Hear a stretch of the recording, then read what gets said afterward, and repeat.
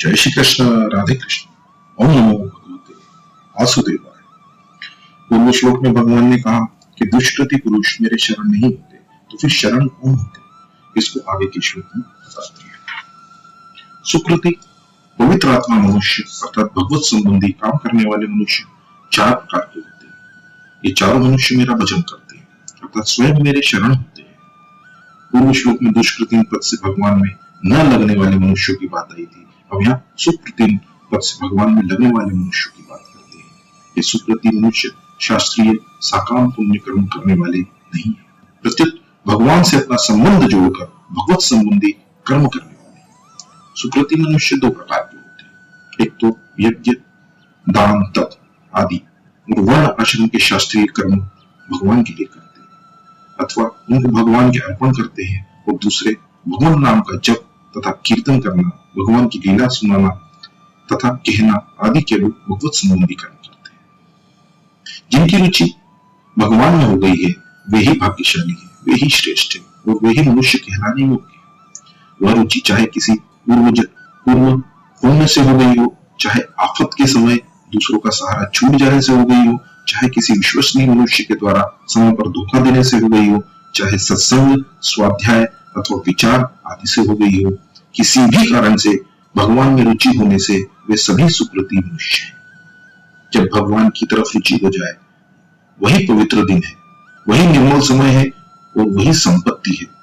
जब भगवान की तरफ रुचि नहीं होती वही काला दिन है और वही विपत्ति है। भगवान ने कृपा करके भगवत प्राप्ति रूप जिस उपदेश को लेकर जिन्हें मानव शरीर दिया है वो जन कहलाते हैं। भगवान का संकल्प मनुष्य मात्र के उपदेश के लिए बना है, अतः मनुष्य मात्र भगवान की प्राप्ति का अधिकारी है।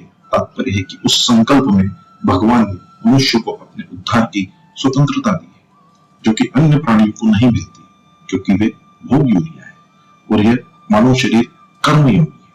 वास्तव में केवल भगवत प्राप्ति के लिए ही होने के कारण मानव शरीर को साधन योनि ही मानना चाहिए।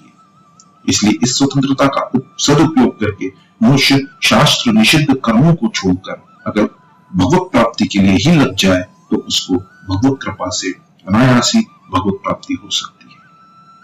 परंतु जो मिली हुई स्वतंत्रता का दुरुपयोग करके विपरीत मार्ग पर चलते हैं वे नरकों को 84 लाख योनियों में जाते हैं। इस तरह सबके उद्धार के भाव को लेकर भगवान ने कृपा करके जो मानव शरीर दिव्य है उस शरीर को पाकर भगवान का भजन करने वाले सुकृति मनुष्य ही जना अर्थात मनुष्य कहलाने योग्य है। अर्थार्थी, आर्त, जिज्ञासु और ज्ञानी अर्थात प्रेमी, ये चार प्रकार के भक्त भगवान का भजन करते हैं अर्थात भगवान के शरण होते हैं। पहला अर्थार्थी भक्त, जिनको अपनी न्याय युक्त सुख सुविधा की इच्छा हो जाती है अर्थात धन संपत्ति वैभव आदि की इच्छा हो जाती है, परंतु उसको वे केवल भगवान से ही चाहते हैं, दूसरों से नहीं।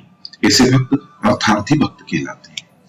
चार प्रकार के भक्तों में अर्थार्थी आरंभिक भक्त होता है। वो संस्कारों से उसकी धन की इच्छा रहती है और वह धन के लिए चेष्टा भी करता है, पर वह समझता है कि भगवान के समान धन की इच्छा पूरी करने वाला दूसरा कोई नहीं है। ऐसा समझकर वो धन प्राप्ति के लिए तत्परता पूर्वक भगवान नाम का जप कीर्तन, भगवत स्वरूप का ध्यान आदि करता है। धन प्राप्त करने के लिए उसका भगवान पर ही विश्वास और निष्ठा होती है।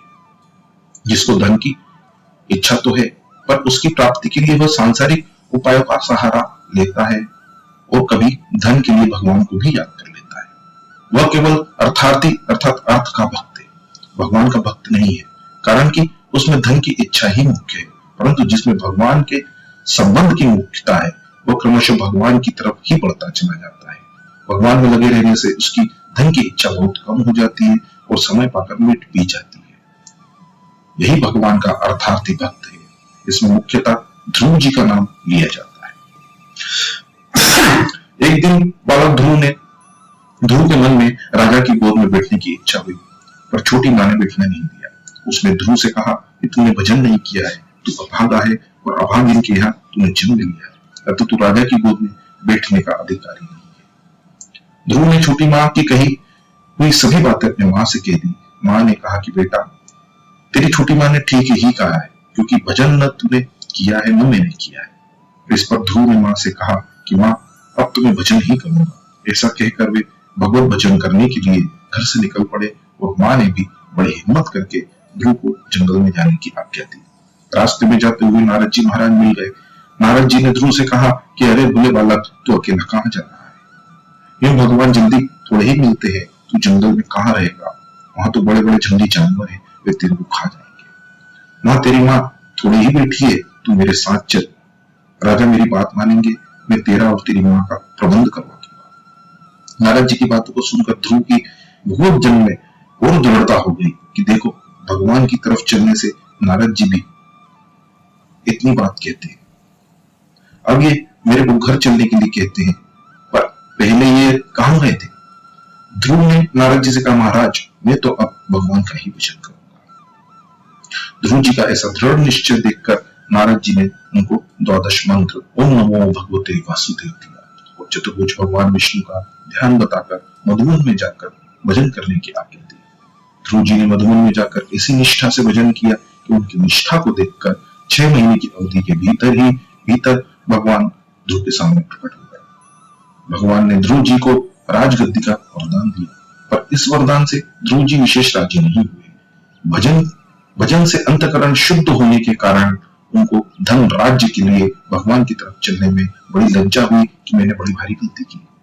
तात्पर्य यह हुआ कि ध्रुव जी को तो पहले राजा की गोद में बैठने की इच्छा हुई, पर उन्होंने उस इच्छा की पूर्ति का मुख्य उपाय भगवान का भजन ही माना। भजन करने से उनको राज्य मिल गया, वो इच्छा मिट गई। इस तरह अर्थार्थी भक्त केवल भगवान की तरफ ही लगता है। आजकल जो धन प्राप्ति के लिए झूठ, कपट, बेईमानी आदि करते हैं, वे धन के लिए समय समय पर भगवान को पुकारते हैं। वे अर्थार्थी तो हैं, पर भगवान के भक्त नहीं है। वे तो झूठ, कपट, बेईमानी आदि के भक्त हैं, क्योंकि उनका पाप के बिना, झूठ कपट के बिना काम नहीं चलता। इस तरह झूठ, कपट आदि पर जितना विश्वास है, उतना विश्वास भगवान पर नहीं है। जो केवल भगवान के ही परायण है और जो भगवान के साथ अपनापन करके भगवान का ही भजन करते हैं, परंतु कभी कभी पूर्व संस्कारों से अथवा किसी कारण से जिनमें अपने शरीर आदि के लिए अनुकूल परिस्थिति की इच्छा हो जाती है, वे भी अर्थार्थी भक्त कहलाते हैं। उनकी अनुकूलता की इच्छा ही अर्थार्थी भक्त है। दूसरा, आर्त भक्त। प्राण संकट आने पर, आफत आने पर, मन के प्रतिकूल घटना घटने पर जो दुखी होकर अपना दुख दूर करने के लिए भगवान को पुकारते हैं और दुख को दूर करना केवल भगवान से ही चाहते हैं, दूसरे किसी उपाय को काम में नहीं लेते, वे आर्त भक्त कहलाते हैं। आर्त भक्तों में उत्तरा का दृष्टांत लेना ठीक बैठता है। आर्त भक्तों में द्रौपदी और गजेंद्र का दृष्टांत ठीक नहीं बैठता, क्योंकि उन्होंने अपनी रक्षा के लिए अन्य उपायों का भी सहारा लिया था, केवल भगवान का ही नहीं।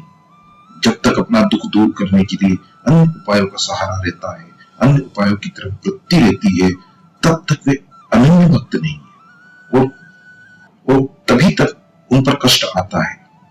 जब तक अन्य की तरफ से वृत्ति मिट जाती है, तब वे भक्त कहलाते हैं और उन पर कष्ट नहीं आता। जैसे चीरहरण के समय जब तक द्रौपदी की दूसरों की तरफ दृष्टि थी, दूसरों पर भरोसा था, अपने बल का सहारा था, तब तक वो कष्ट पाती रही। परंतु जब दूसरों की तरफ से तो क्या, अपने हाथों से भी साड़ी को नहीं पकड़ा, अर्थात अपने बल का भी सहारा नहीं लिया, तब उनका अनन्य भाव हो गया और उसको दुख भी नहीं सहना पड़ा। ऐसे ही गजेंद्र ने जब तक हाथियों और हथनियों का सहारा लिया, अपने बल का सहारा लिया, तब तक वो वर्षों तक दुख पाता रहा। जब सारा सहारा छूट गया, सब सहारा छूट गया, केवल भगवान का ही सहारा रहा, तब उसको दुख नहीं पाना पड़ा। कारण कि जब उस पर आफत आई, उत्तरा का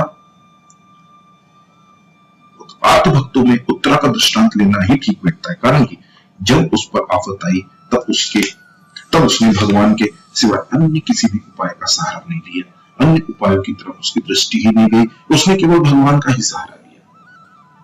उसने कहा, देवाधिदेव जगदीश्वर महायोगी, आप मेरी रक्षा कीजिए, रक्षा कीजिए। आपके सिवाय इस लोक में मुझे अभय देने वाला दूसरा कोई नहीं है, क्योंकि यहाँ सभी आपस में एक दूसरे की मृत्यु का कारण बन रहे हैं। प्रभु सर्वशक्तिमान, यह दहकता हुआ लोहे का बाण मेरी तरफ दौड़ा आ रहा है। स्वामी, यह मुझे भले ही जला डाले, पर मेरे गर्भ को नष्ट न करे। तात्पर्य यह हुआ कि साकाम भाव रहने पर भी आर्त भक्त उसकी पूर्ति केवल भगवान से ही चाहते हैं। जो भगवान के साथ अपनापन करके भगवान के परायण है और अनुकूलता की वैसी इच्छा नहीं करते, पर प्रतिकूल परिस्थिति आने पर इच्छा हो जाती है कि भगवान ने ऐसा क्यों किया। जब प्रतिकूलता मिट जाए तो बहुत अच्छा। इस प्रकार प्रतिकूलता मिटाने का भाव पैदा होने से वे भी आर्त भक्त बन जाते हैं। तीसरा होते हैं जिज्ञासु भक्त, जिसमें अपने स्वरूप को, भगवत तत्व को जानने की जोरदार इच्छा जागृत हो जाती है कि वास्तव में मेरा स्वरूप क्या है, भगवत तत्व क्या है।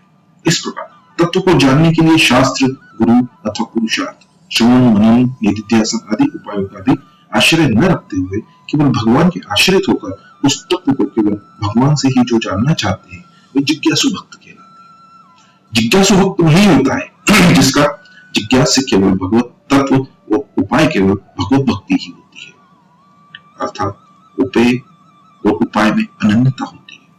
जिज्ञासु भक्तों में उद्धव जी का नाम लिया जाता है। भगवान ने उद्धव जी को दिव्य ज्ञान का उपदेश दिया था, जो उद्धव गीता के नाम से प्रसिद्ध है। जो भगवान में अपनापन करके भगवान के भजन में ही तल्लीन रहते हैं, परंतु कभी कभी संग से, संस्कारों से मन में यह भाव पैदा हो जाता है कि वास्तव में मेरा स्वरूप क्या है, भगवत तत्व क्या है, वे भी जिज्ञासु कहलाते हैं। चौथा होता है ज्ञानी भक्त, ज्ञानी भक्त, अर्थार्थी, आर्त और जिज्ञासु। तीनों भक्तों से ज्ञानी भक्त की विलक्षणता बताने के लिए यह च अव्यय आया है। ज्ञानी भक्त को अनुकूल से अनुकूल और प्रतिकूल से प्रतिकूल परिस्थिति, घटना, व्यक्ति, वस्तु आदि सब भगवत स्वरूप ही दिखते हैं, अर्थात उसको अनुकूल प्रतिकूल परिस्थिति केवल भगवत लीला ही दिखती है। जैसे भगवान में अपने लिए अनुकूलता प्राप्त करने के लिए, प्रतिकूलता हटाने के लिए, बोध प्राप्त करने के लिए आदि किसी तत्व की कभी किंचित मात्र भी इच्छा होती ही नहीं। वे तो केवल भक्तों के प्रेम में ही मस्त रहते हैं। वैसे ही ज्ञानी प्रेमी भक्तों के किंचित मात्र भी कोई इच्छा नहीं होती, वे केवल भगवान के प्रेम में ही मस्त रहते हैं। ज्ञानी अर्थात प्रेमी भक्तों में गोपिकाओं का नाम प्रसिद्ध है।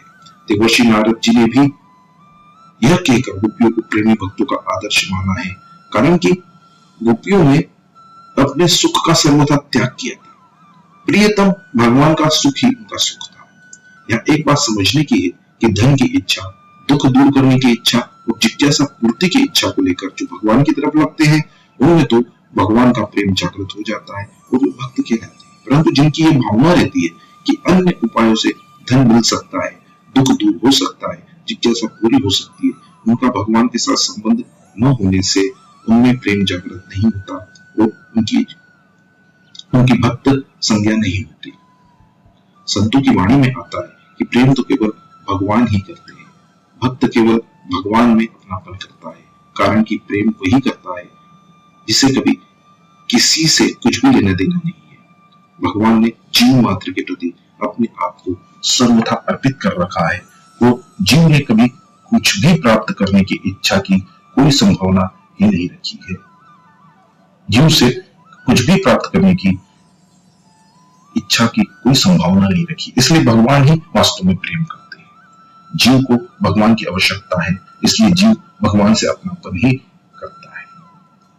जब अपने आप को सर्वथा भगवान के अर्पित करने पर भक्त में कभी कुछ भी पाने की कोई अभिलाषा नहीं रहती, तब वह ज्ञानी अर्थात प्रेमी भक्त कहलाता है।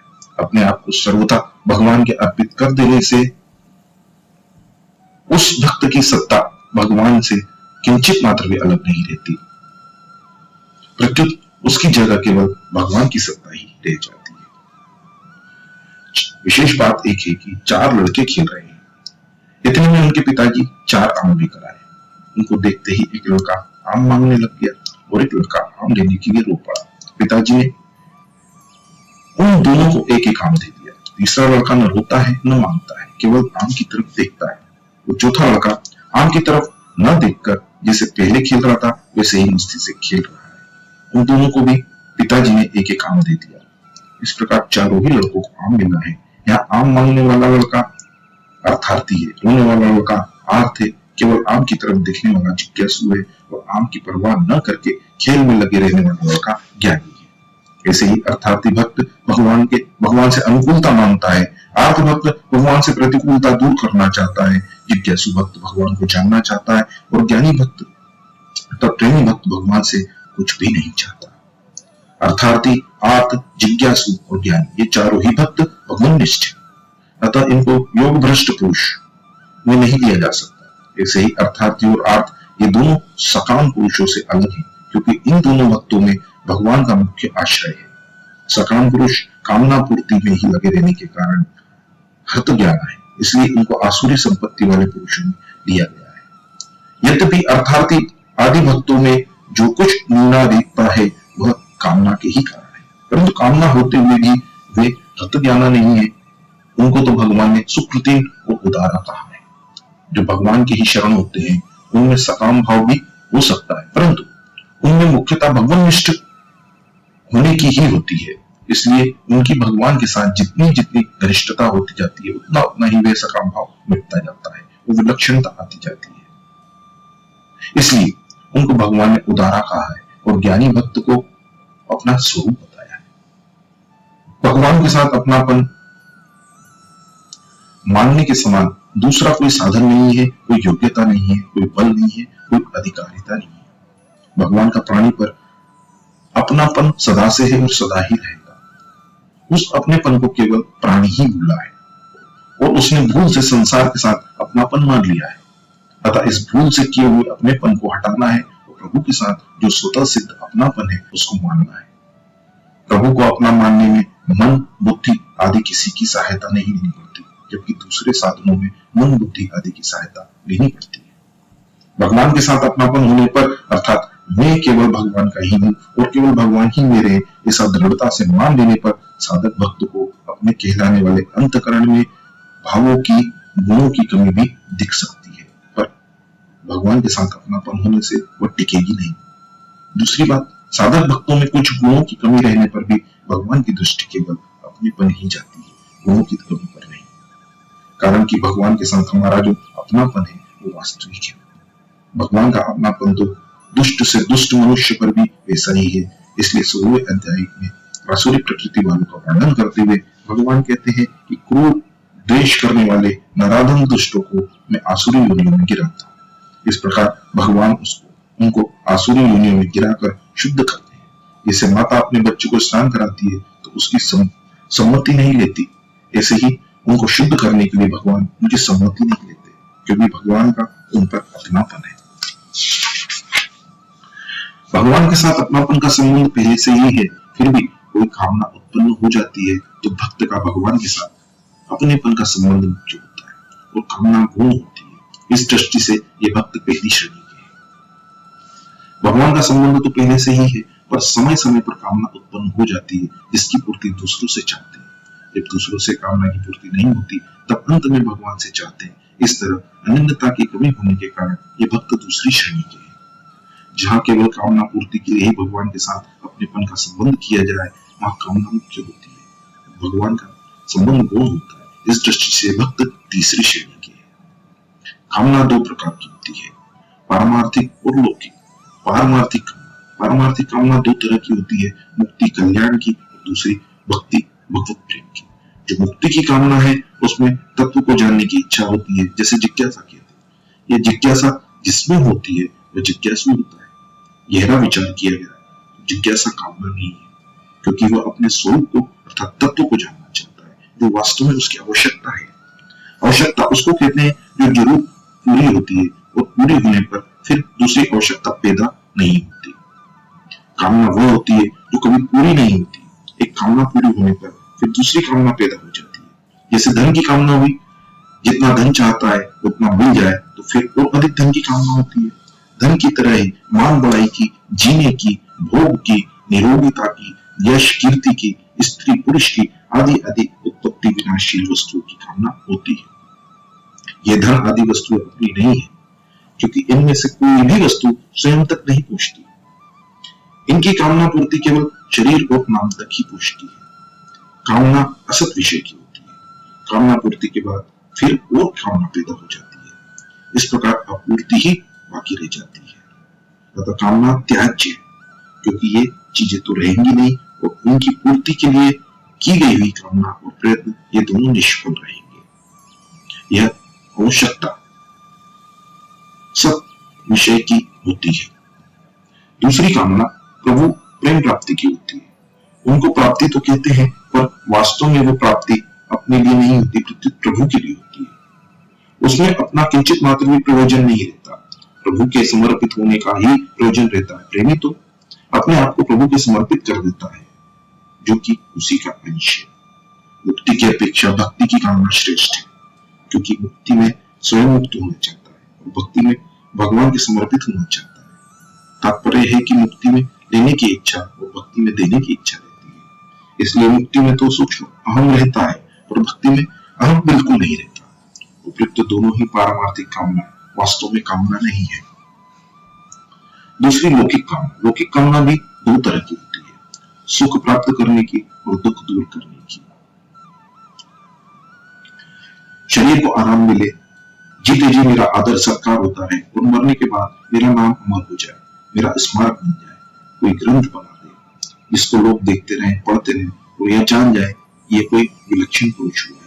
मरने के बाद स्वर्ग आदि में भोग भोगते रहे, आदि आदि लौकिक प्राप्ति की कामनाएं होती रहती है। ऐसी कामनाओं से तो वासना ही बढ़ती है, जिससे बंधन और पतन ही होता है, उद्धार नहीं होता। यह कामना आसुरी संपत्ति है, इसलिए त्याज्य है। दूसरी कामना दुख दूर करने की है। दुख तीन प्रकार के हैं, आदिदैविक, आदि भौतिक और आध्यात्मिक।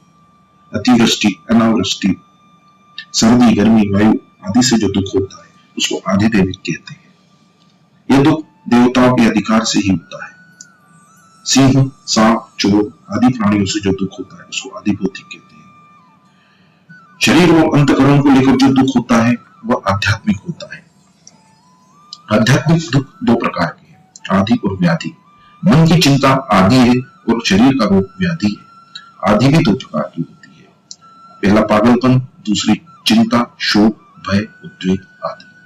पागलपन तो प्रारब्ध से ही होता है और चिंता, शोक आदि अज्ञान से होते हैं। ज्ञान होने पर चिंता, शोक आदि तो मिट जाते हैं, पर पागलपन प्रारब्धवश हो सकता है। इन दुखों को दूर करने की और सुख प्राप्त करने की जो कामना होती है वो सर्वथा निरर्थक है, क्योंकि उस कामना की पूर्ति नहीं होती। पूर्ति हो भी जाती है तो दूसरी नई कामना पैदा हो जाती है और अंत में आपूर्ति ही बाकी रहती है। इसलिए इन दोनों कामनाओं की पूर्ति किसी भी मनुष्य की कभी भी नहीं हुई, न होती है और न भविष्य में पूरी होने वाली है। 14वें श्लोक में परिशिष्ट भाव यह है कि 14वें श्लोक में भगवान ने कहा कि मेरी शरण लेने वाले भक्त गुणमयी माया को तर जाते हैं। वे शरण लेने वाले भक्त कौन है, इसको अब इस श्लोक में बताते हैं। पूर्व श्लोक में दुष्कृति मनुष्यों की और इस श्लोक में सुकृति मनुष्य की बात आई है, जो हमारे से अलग है। उस संसार को अपना मानना सबसे बड़ा दुष्कृत अर्थात पाप है, और जो हमारे से अभिन्न है उन भगवान को अपना मानना सबसे बड़ा सुकृत अर्थात पुण्य है। अतः जो संसार को हम मानते हैं वे दुष्कृति है और जो भगवान को अपना मानते हैं वे सुकृति है। वो भी मनुष्य भगवान में नहीं लगता, इसलिए अर्थार्थी तो भगवान का भक्त हो सकता है, पर भोगार्थी भगवान का भक्त नहीं हो सकता, कारण कि भोगार्थ में संसार की लिप्तता अधिक होती है और अर्थार्थी में लिप्तता कम होती है तथा भगवान की निष्ठा होती है। कुछ अंश में भगवान के सिवाय अन्य सत्ता की मान्यता होने के कारण ही भक्त अर्थार्थी, आर्थ और जिज्ञासु होता है। अगर अन्य सत्ता की मान्यता सर्वथा न हो तो वह ज्ञानी प्रेमी हो जाता है। तात्पर्य है कि भगवान के सिवाय दूसरी सत्ता मानने से ही चार भेद होते हैं। वास्तव में एक भगवान की सत्ता के सिवाय दूसरी कोई सत्ता संभव ही नहीं है। जो विज्ञान सहित ज्ञान को अर्थात परमात्मा को समग्र रूप से जानना चाहता है वह जिज्ञासु है। जिज्ञासु भगवान के ऐश्वर्य, प्रभाव, सामर्थ्य को जानना चाहता है, इसलिए भगवान की लीला कथा में उसको विशेष रस आता है। भगवान ने मोक्ष पद न देकर जिज्ञासु पद दिया है, क्योंकि मोक्ष तो केवल तत्व ज्ञान चाहने वाला ही हो सकता है, पर जिज्ञासु ज्ञान चाहने वाला भी हो सकता है, वो भक्ति चाहने वाला भी। मोक्ष में अपने कल्याण की बात मुख्य होती है और जिज्ञासु भक्त में अपने को भगवान के अर्पित करने की बात मुख्य होती है। मोक्ष को ब्रह्म का ज्ञान होता है और जिज्ञासु भक्त को वासुदेव सर्वम का ज्ञान होता है। तत्वज्ञानी को तो ब्रह्म का ज्ञान होता है, पर भक्त को समग्र का ज्ञान होता है। अर्थार्थी आर्त और जिज्ञासु में क्रमशः संसार का संबंध घटता जाता है और परमात्मा का संबंध बढ़ता जाता है। जब तक जीव जगत को धारण किए रहता है तभी तक अर्थार्थी आर्त और जिज्ञासु रहते हैं। जब वह जगत को धारण नहीं करता तब केवल ज्ञानी रहता है। जिस भक्त को सब कुछ वासुदेव ही है, इस प्रकार परमात्मा के समग्र रूप का ज्ञान हो गया है, उसको यहाँ ज्ञानी कहा गया है। इसी ज्ञानी भक्त को आगे 19वें श्लोक में ज्ञानवान कहा गया है। अर्थार्थी प्राप्त परिस्थिति में संतोष न करके धन चाहता है, आर्त प्राप्त परिस्थिति में संतोष तो करता है पर दुख आने पर उससे दुख सहा नहीं जाता। अर्थार्थी में अर्थ की मुख्यता नहीं है, प्रत्युत भगवान की मुख्यता है। उसमें धन की इच्छा तो रहती है पर उस इच्छा को वो केवल भगवान से ही पूरी करना चाहता है, कारण कि भगवान में कोई कमी नहीं है। अपरा प्रकृति है तो भगवान की ही है। आर्त भी अपना दुख केवल भगवान से ही दूर करना चाहता है, जिज्ञासु भी केवल भगवान से ही अपनी जिज्ञासा की पूर्ति करना चाहता है। परंतु जब भक्त में ऐसी उत्कंठ अभिलाषा रहती है कि मेरे को केवल भगवान ही प्यारे लगे, तब उसमें अर्थार्थीपना, आर्तपना, जिज्ञासुपना नहीं रहता और वह ज्ञानी अर्थात प्रेमी हो जाता है। अर्थार्थी का तो अर्थ से निरंतर संबंध रहता है, क्योंकि अर्थ की वासना हरदम बनी रहती है, परंतु आर्त का दुख से निरंतर संबंध नहीं रहता, क्योंकि दुख हरदम नहीं रहता। जिज्ञासु को सुख और दुख की परवाह नहीं होती, अतः वह न तो सुख के आने की इच्छा रखता है न दुख के जाने की इच्छा करता है। अर्थार्थी और आर्त दोनों जिज्ञासु होकर ज्ञानी हो जाते हैं। अर्थार्थी भक्त को जब अर्थ मिलता है तब उसको अपनी भूल पर पश्चाताप होता है, जैसे ध्रुव जी को राज्य मिलने पर पश्चाताप हुआ। परंतु आर्त भक्त को उतना पश्चाताप नहीं होता, प्रत्युत उसमें यह भाव रहता है कि भगवान दुख दूर करने वाले हैं। जैसे द्रौपदी और गजेंद्र की रक्षा होने पर उनको पश्चाताप नहीं हुआ, प्रत्युत भगवान की तरफ ही उनकी वृत्ति रही। आर्त भक्त आए हुए दुख को सह नहीं सकता, यह उसकी कमजोरी है। जिज्ञासु भक्त में भगवान के समग्र रूप को जानने की कमी रहती है। उसको मुक्ति तत्व ज्ञान होने पर भी संतोष नहीं होता, प्रत्युत उसमें प्रेम प्राप्त करने की भूख रहती है। परंतु ज्ञानी भक्त की दृष्टि में एक वासुदेव के सिवा अन्य सत्ता लेश मात्र भी नहीं होती, फिर उसमें कोई कमी कैसे रह सकती है। इसलिए भगवान ने ज्ञानी भक्त को अपना स्वरूप बताया है। जय श्री कृष्ण, राधे कृष्ण। ओम नमो भगवते वासुदेव।